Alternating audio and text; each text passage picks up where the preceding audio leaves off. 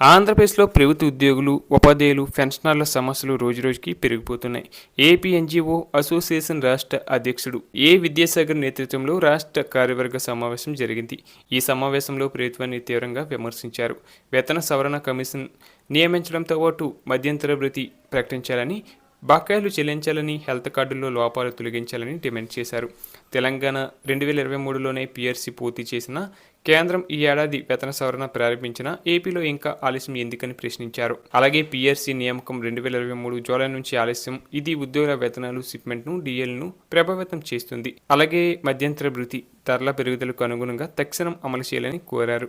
చంద్రబాబు నాయుడు నేతృత్వంలోని కూటమి ప్రభుత్వం 2024లో అధికారం చేపట్టినప్పటి నుంచి ఉద్యోగుల సమస్యలపై సానుకూల సంకేతాలు ఇచ్చింది. కొన్ని బకాయిలు 11,000 కోట్లు 2024-25లో, మరికొన్ని 2025-26లో చెల్లించింది.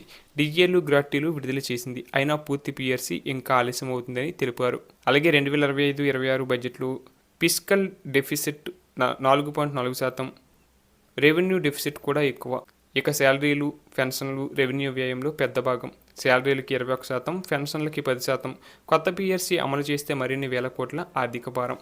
ప్రయత్నం క్యాపిటల్ ఎక్స్పెండిచర్పై దృష్టి సారించింది. ఇన్ఫ్రాస్ట్రక్చర్ పెట్టుబడులు సర్వాంధ్ర 2047 లక్ష్యాలు ఇది దీర్ఘకాలిక అభివృద్ధికి అవసరమని చెబుతుంది.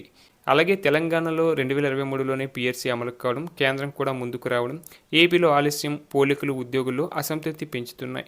ఎంతకీ ప్రభుత్వం సానుకూల దృక్పథంతో ఉందని, సమయానికి నిర్ణయం తీసుకుంటుందని చెబుతుంది. అయితే ఉద్యోగులు ఇది నిర్లక్ష్యం అంటున్నారు. ఇక ఎన్నికల ముందు ఉద్యోగులకు ఇచ్చిన వాగ్దానాలు, ఓపీఎస్ పునరుద్ధరణ, కాంట్రాక్ట్ రెగ్యులరైజేషన్ పూర్తిగా నెరవేర్చకపోవడం విపక్షాల వైఎస్ఆర్సీపీ విమర్శలకు కారణమవుతుంది. ఉద్యోగులు వెల్ఫేర్ స్కీములు అమలులో కీలకం. వారి అసంతృప్తి ప్రభుత్వానికి రాజకీయంగా నష్టం కలిగించవచ్చు. అయినా ప్రభుత్వం కొన్ని సానుకూల చర్యలు, బకాయిల విడుదల, సమావేశాలు చేపట్టింది.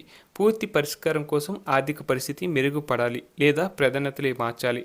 ఇక ఉద్యోగులు రాష్ట్ర అభివృద్ధికి వెన్నెముక. వారి డిమాండ్లు న్యాయమైనవి. కానీ ఆర్థిక సంక్షోభంలో ప్రభుత్వం దీర్ఘకాలిక దృష్టిలో ముందుకు వెళ్తుంది.